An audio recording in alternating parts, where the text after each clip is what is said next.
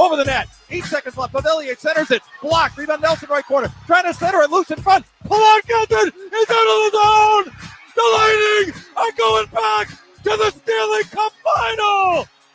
They win Game 7, 1-0. And this series is over. You're listening to The Jake Asman Show on the SportsMap Radio Network. Presented by Rocket Mortgage. Live from the O'Reilly Auto Parts Studios, here's Jake Asman. Oh, the pain having to listen to Lightning Radio there. Call the Islanders allowing a shorthanded goal. The only goal scored in a Game 7 to lose 1-0 as the final. Oh, the pain of having to listen to that. I said it at the top of the show today. I am still depressed from having to watch my team lose 1-0 in a Game 7. 1-0 in a Game 7 where you just never know if your team gets back to that point anytime soon. You just never know. The Islanders have had this great run the last 3 years. Second year in a row in the conference finals. And you just don't know, though, if you get back. Shorthanded goal, the only shorthanded goal they have allowed all year. They were the only team in the NHL that had not done just that. It hurts. It really hurts. And now the Islanders are going to have to think about that for a long, long time. Look, Tampa is one of the best teams in the league for a reason, if not the best team. They're the defending Cup champs for a reason. And I'm not a fan of moral victories, but obviously the Islanders have had a great season, and it's an amazing, testament to them that to a team they played that's $18 million over the salary cap threshold, they took the Game 7 and lost 1-0. But it still hurts. 2 wins away from the Cup last year, 1 win away from the Cup this year, from playing for the Cup, of course. And, the Islanders had one of the hardest routes to get to the Stanley Cup. Penguins, Bruins, Cup champion Lightning, and Game 7 you push them and you come up 1 goal short. This is going to stink for a long time, maybe forever. I don't know if I'll ever get over it. You have to seize the opportunity when you're that close, because you just don't know when you get back. I was a Jet fan when they were going to back-to-back title games in 2009 and 2010 with a rookie quarterback and a first-year head coach. They beat the Patriots in the playoffs. You're going into Pittsburgh second year in a row thinking, finally, this is our time to get to the Super Bowl. Jets lose that game. They haven't been back to the playoffs since. You just don't know in sports. You love sports because of the emotional high, but when you're a diehard sports fan, it also comes with the emotional low. And for me, that low is going to sting with me for a long time with the Islanders. I had a flight booked to go back to Long Island for the week to do the radio show from my parents' home, so I could attend games 1 and 2 at the Nassau Coliseum. I was that close to going. But, man, Tampa had other ideas, I guess. And I feel for Semyon Varlamov, the Islanders netminder, who played great in a Game 7. The goal he allowed was not his fault. 1-0 gave the team a chance, despite the fact the Islanders just did not have enough great scoring chances to win. And you need to try and generate great scoring chances when you're facing a guy like Andrei Vasilevsky of the Lightning, who's arguably the best goaltender in the league. But that Yanni Gourde shorthanded goal, man, that's going to sting forever if you're a fan of the Islanders.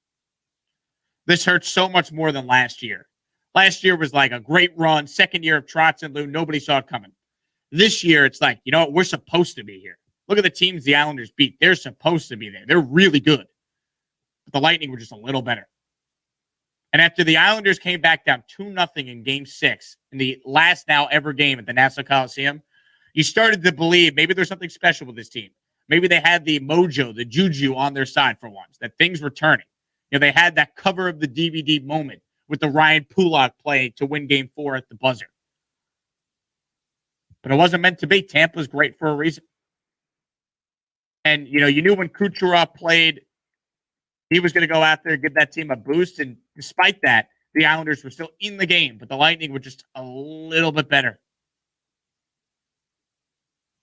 And Barry Trotz said it after the game. I mean, this group will never get to be all together again because changes are going to happen. Islanders have a lot of restricted and unrestricted free agents. Seattle has an expansion draft coming, so they're going to maybe pluck away a player from the Islanders.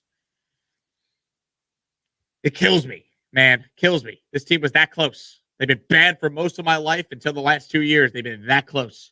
And this one stings even more than last year, obviously. But Tampa, to their credit, they do not lose 2 straight games. They have not lost 2 games in a row in the playoffs in 2 years, over 2 years. It's insane.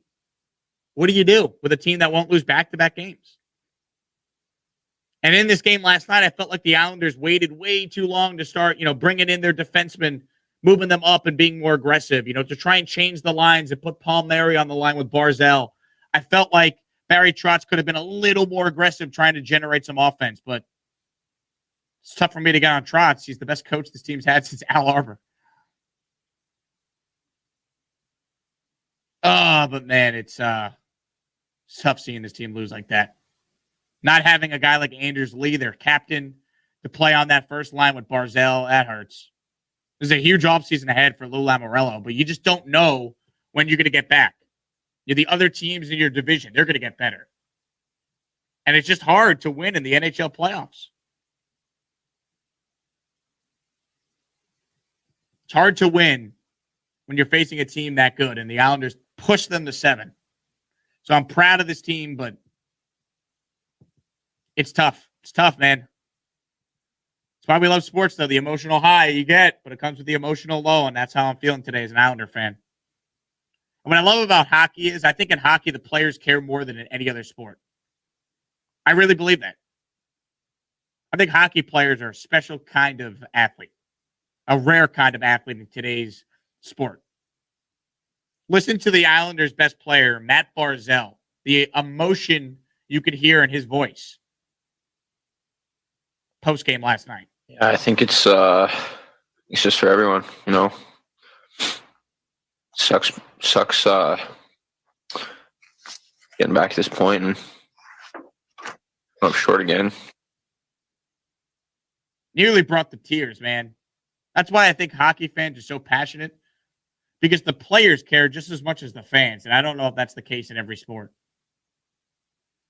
But man, did last night just hurt. And Barzal had a wide open net late in this game, and the puck was rolling, and he couldn't grasp it and couldn't get a shot on the net when the puck came to him, and that could have tied the game, and who knows what would have happened. But that is bad. Congrats to the Lightning. They're a great team. We knew that, though. But if you're going to lose 1-0 in a Game 7, that's as painful as it gets. Doesn't get more painful, I'd argue, than that. I mean, I said it earlier in the show today. It's like a torture chamber having to sit through that. And I didn't even sit. I was standing. I was jumping up and down and screaming and yelling and throwing crap all over my apartment. That's why I watch these games alone, by the way. Because I don't want to be around people. Lightning, though, to their credit, they are a resilient group. I mentioned it. They have not lost 2 straight playoff games in 2 years. That's why they're the defending Cup champions. Steven Stamkos, after the game last night, on that very topic, them being resilient.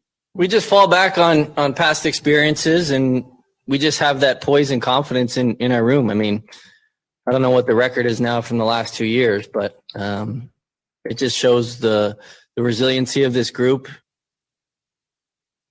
They are resilient. They're also super talented. I don't know if it makes any Islander fan listening feel better, but John Cooper said, quote, "When you're going to play for a championship, you want to know you played the best. And the Islanders are as good of a team as we played. It was unbelievably difficult." It was. You lose 1-0 in a Game 7. You took the defending Cup champions to the brink. Does talking through it like you're doing now, does this help? Is this cathartic for you? This is a therapy session for me. I wish right now I could be sitting on a couch talking to someone about it, but I'm picturing you, Kevin, and you, the listener, as my therapist, and I'm just letting it all out, letting it all ooze through me. I don't think I'd be a good therapist. I'm much too negative. I don't think you are either. I don't think you would be. I'm a big fan of you, but I don't know if you'd be a good therapist either. But that stinks. Man, that stinks. So close. And I would be surprised now if the Lightning don't win the Cup and go back-to-back. Montreal's an amazing story. But I think the Lightning just have too much firepower. And, I mean, I don't know. I'm not going to pick against Montreal and say they can't win, even though I kind of just did. They can win. It's hockey. Anything can happen. Carey Price is red hot. Got a great goalie. You could win a Stanley Cup. We've seen it before. We've seen 8 seeds in this sport win. But man, I just feel like Tampa is going back to back. If they could survive that Islanders onslaught that they did and win a 1-0 game in Game 7, I think they're going to do it. But I'm bummed out, Islanders fans. Just know this team cares just as much as we do, I guess. And you have a great coach, a great GM, great ownership, and you hope this team can be right back to it.